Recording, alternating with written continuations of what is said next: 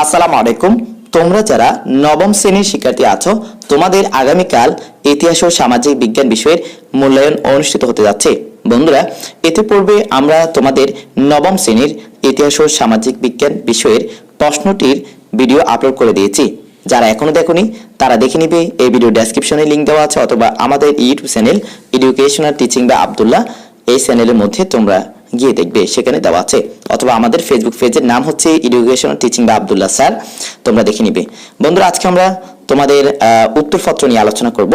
এখানে প্রথমত লক্ষ্য করো, শিক্ষকের জন্য বিষয়ভিত্তিক নির্দেশনা অর্থাৎ তোমাদের শিক্ষকের জন্য এখানে একটি নির্দেশনা আছে। তো এই নির্দেশনার আলোকে তোমাদের প্রশ্নটির উত্তর পরিচালনা মানে উত্তরগুলো নিবে, অর্থাৎ প্রথম 10 থেকে 15 মিনিট পুরো কাজটি ভালোভাবে পড়ে নিবে তোমাদের শিক্ষকরা। এটা তোমাদের শিক্ষকদের জন্য কাজ। আমরা উত্তর করার পূর্বে আমরা দেখে নিব তোমাদের আগামীকালের কর্মঘণ্টা কতক্ষণ রয়েছে, অর্থাৎ তোমরা কোন সময়ে কত মিনিটে কি করতে হবে। স্ক্রিনে দেখতে পাচ্ছ নির্ধারিত কাজের নাম হচ্ছে পূর্ব প্রস্তুতি। তো এখানে কাজ 1, চলো একে অপরের পরিবার সম্পর্কে জানি। এখানে তোমরা দেখো 3টি ভাগে ভাগ করেছে। নিজ পরিবার এটি একক কাজ, 20 মিনিট সময় পাবে তোমরা। এরপর নিজ সহপাঠীর পরিবারের আচরণের বৈচিত্র্য অর্থাৎ বিভিন্ন, এখানে দলীয় কাজ, এটি 60 মিনিট সময় পাবে তোমরা। এরপর হচ্ছে পরিবারে আমার অবস্থান ও ভূমিকা, এখানেও একক কাজ, 20 মিনিট সময় পাবে তোমরা। এরপরে দেখো বিরতি, তোমরা 15 মিনিট সময় পাবে।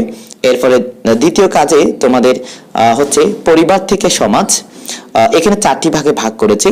নববর্ষে আমার ও সহপাঠীর পরিবার, এটি জোড়াই কাজ, 45 মিনিট সময় পাবে। প্রতিবেদন পাঠ, এটি জোড়াই কাজ, 15 মিনিট সময় পাবে। এরপর সাক্ষাৎকার ও প্রতিবেদন থেকে প্রাপ্ত তথ্যকে খাতায় উপস্থাপন, এটা 30 মিনিট সময় পাবে। সতীত্ব মূল্যায়ন, এখানে 20 মিনিট সময় পাবে। এরপর আবার বিরতি দিবে 15 মিনিট। এরপর তৃতীয় কাজ, 3 নম্বর কাজ দেখো, আমার চেতনায় দেশ ও মানুষ, এখানে আমরাও যোদ্ধা, এখানে তোমরা 50 মিনিট সময় পাবে, দলীয় কাজ। বন্ধুরা, এখন দেখো তোমাদের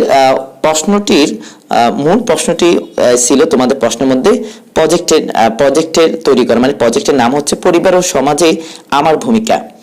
তোমাদের মূল্যায়নের প্রজেক্ট নাম হচ্ছে পরিবার ও সমাজে আমার ভূমিকা। তো বন্ধুরা, এখন পরিবার ও সমাজে আমার ভূমিকা, এটির উত্তর করতে হলে তোমাকে এই নির্দেশনার আলোকে করতে হবে। এখানে দেখতে পাচ্ছ, তোমরা শেষ পর্যন্ত ধৈর্য সহকারে দেখে না, তাহলে বুঝতে পারবে। তার আগে বলে রাখি, এই মূল্যায়নের প্রশ্নগুলোর উত্তর হুবহু তুমি আমার থেকে নিলেও তোমারটা নাম্বার পাবে না, অর্থাৎ কেউ তোমাকে হুবহু উত্তর লিখে দিলে এটা হবে না। কারণ এখানে দেখো, তাহলে বুঝতে পারবে, এখানে নিজের মতো করে লিখতে হবে। তো আমরা তোমাদেরকে বুঝিয়ে দিচ্ছি, দেখো তোমরা বুঝলে নিজের মতো করে লিখতে পারবে। কাজ 1, চলো একে অপরের পরিবার সম্পর্কে জানি। বন্ধুরা দেখো, এখন এখানে নিজ পরিবার 20 মিনিট সময় পাবো, অর্থাৎ তোমার পরিবারে কি আছে সেটা আমি কিভাবে বুঝবো। তো এখানে দেখো, শিক্ষার্থীরা চক 1-এর বিষয়গুলো অনুসারে নিজ পরিবারের তথ্য লিখতে পারছে কিনা তা পর্যবেক্ষণ করুন, অর্থাৎ তোমাদের শিক্ষককে কথাটি বলছে। তো তোমরা তোমাদের নিজের পরিবার সম্পর্কে বলবা। এখানে কিন্তু উপরে তোমাদের প্রশ্নের দেওয়া আছে এইভাবে করে, মানে তোমাদের প্রশ্নে কিন্তু বলা আছে কিভাবে লিখতে হবে। তো এইভাবে তোমরা নিজ পরিবার সম্পর্কে বলবা। তোমার আব্বা আম্মু এই যে সবার সাথে আলোচনা করে এখনই এটি প্রিপারেশন অর্থাৎ প্রস্তুতি নিয়ে নাও। এরপর খ নম্বরে দেখো, নিজ ও সহপাঠীর পরিবারের আচরণের বৈচিত্র্য, অর্থাৎ তোমার পরিবারের আচরণের বৈচিত্র্য মানে বিভিন্ন, অথবা তোমার সহপাঠী যারা আছে মানে বন্ধু বান্ধব, তাদের পরিবারের আচরণ কার কেমন রয়েছে সেটা তোমাকে এখানে লিখতে হবে। তো সেটি এক একজনের এক এক ধরনের হয়। এখানে সময় তোমরা 60 মিনিট পাবে, এটি তোমরা বানায় লিখতে পারবে যদি বুঝে থাকো। যেমন দেখো, দল গঠন, এখানে 10 মিনিট সময় পাবে তোমরা। 4 জনের একটি দল গঠন করা হবে। তো এইভাবে করে আবার তোমরা 7 জন একটি দল গঠন করার পরে কার পরিবারে কেমন আচরণ রয়েছে, কার আচরণ কেমন, বৈচিত্র্য মানে বিভিন্ন। তো এইভাবে করে 60 মিনিট তোমাদের চলে যাবে।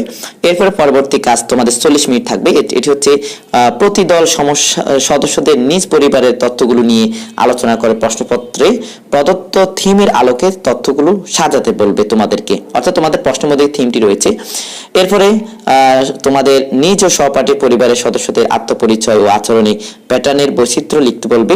এজন্য তোমাদের নিজ ও সহপাঠীর পরিবারের ভৌগোলিক অবস্থার মধ্যে জায়গা জমিন কতটুকু আছে, কোন জায়গায় রয়েছে, উপকূলীয় এলাকায় নাকি সমতল এলাকায়, এরপর সামাজিক অবস্থা কেমন, সাংস্কৃতিক ও রাজনৈতিক প্রেক্ষাপট, এই যে ইত্যাদি এই বৈচিত্র্যে তোমাদেরকে খুঁজে লিখতে হবে।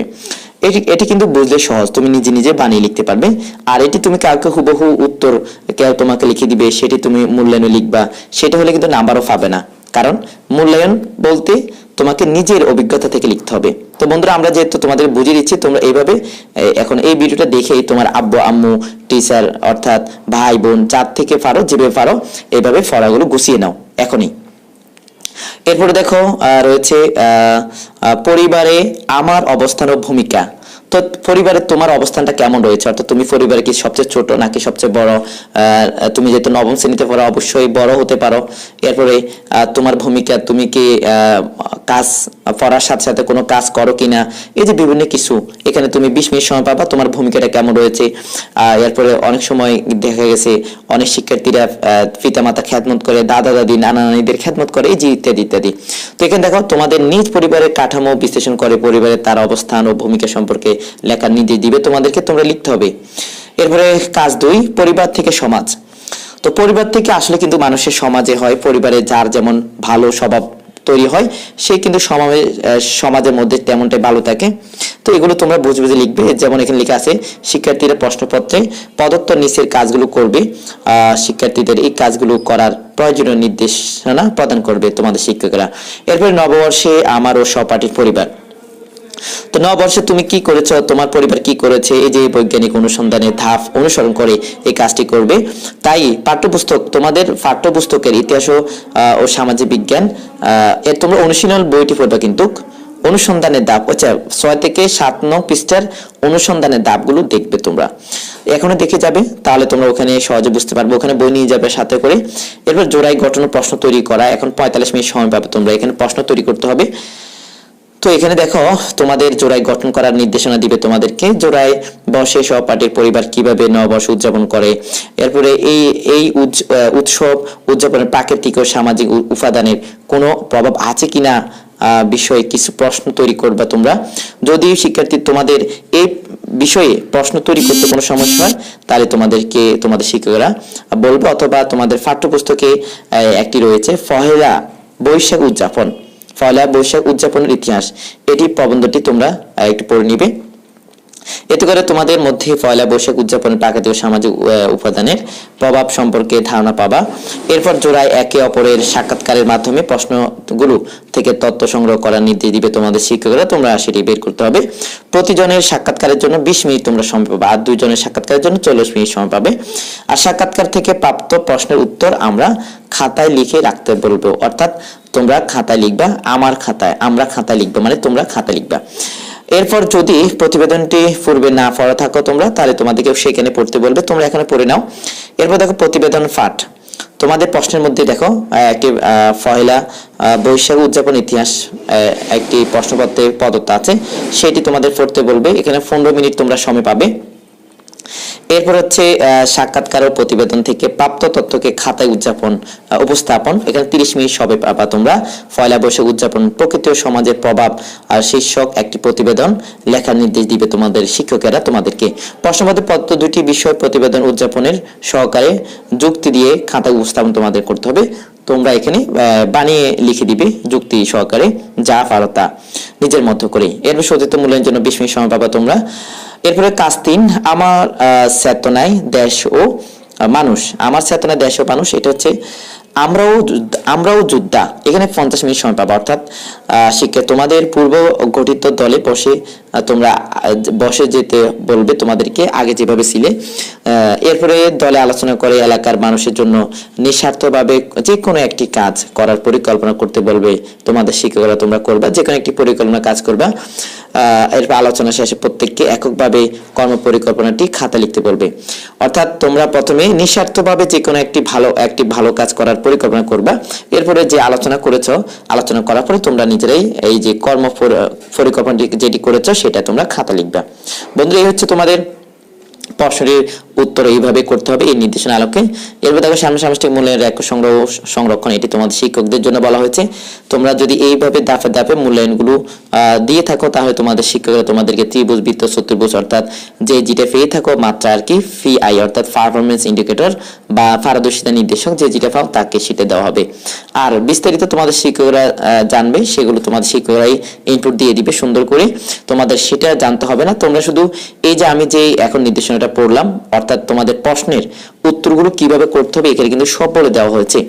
আর হুবহু কোথাও থেকে তুমি উত্তর শিখে যাবা, এরপরে তুমি মূল্যায়নের মধ্যে লিখবা, সেটা কিন্তু সম্পূর্ণ বোকামি হবে।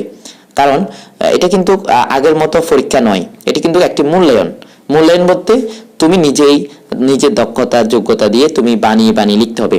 এই জন্য আমরা যেভাবে এখন আলোচনা করে দিয়েছি এভাবে করে তোমরা বুঝে এখনই বাসায় প্র্যাকটিস করে আগামীকাল আল্লাহ হাতে বাঁচা লাগলে তোমরা মূল্যায়নে মানে তোমাদের মূল্যায়ন অনুষ্ঠানের মধ্যে যখন অনুষ্ঠিত হবে তোমরা সুন্দর করে এইভাবেই পরিচালিত করবা।